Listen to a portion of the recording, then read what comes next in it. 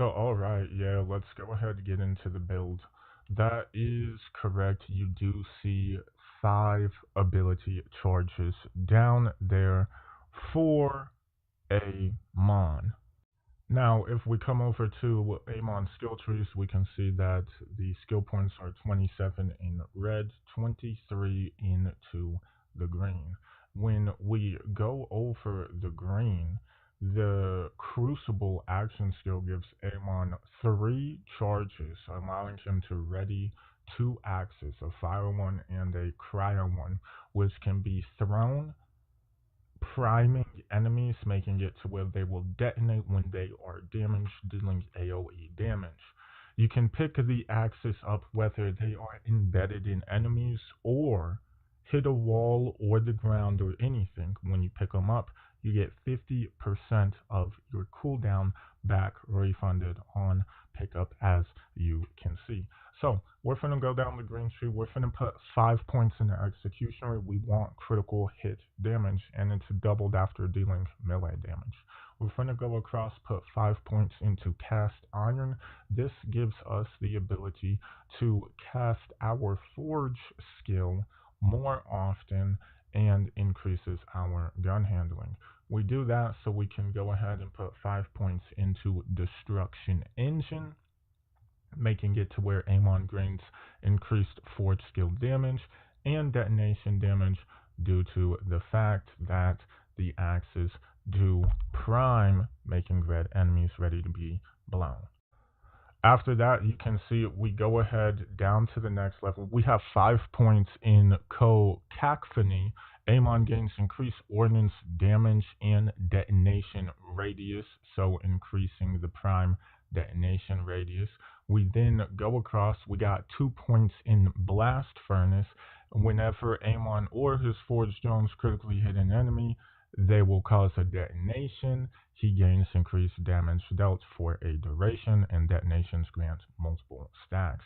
After that, we come across and we got 5 points into permafrost. When Amon freezes an enemy, a cryo hazard is created under them, dealing AoE cryo damage to enemies who come into contact. After that, we got 3 points into Wild Heart, giving Amon increased status effect damage and hazard damage to help with his hazard damage as well as his cryo damage. And so for our augment, you do see that we have the augment Searing Cold.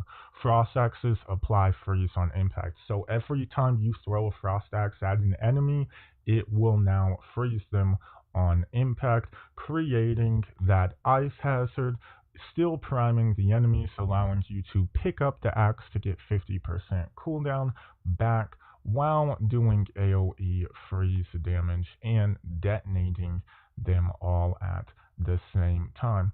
So you can kind of see already how this build gets out of control, but there's more.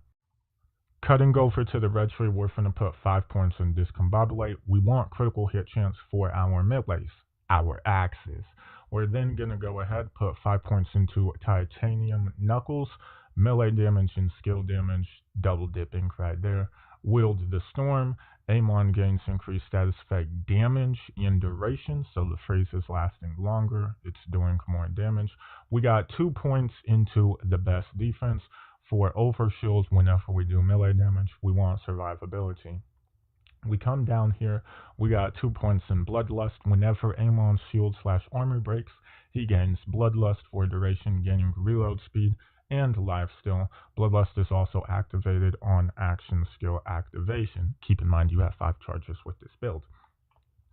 Berserk is 5 points. Whenever Amon activates his forge skill, he will become Berserk for a duration, gaining slow immunity and a bonus to cryo melee damage as well as gun damage, and it's a 30% increase as we can see.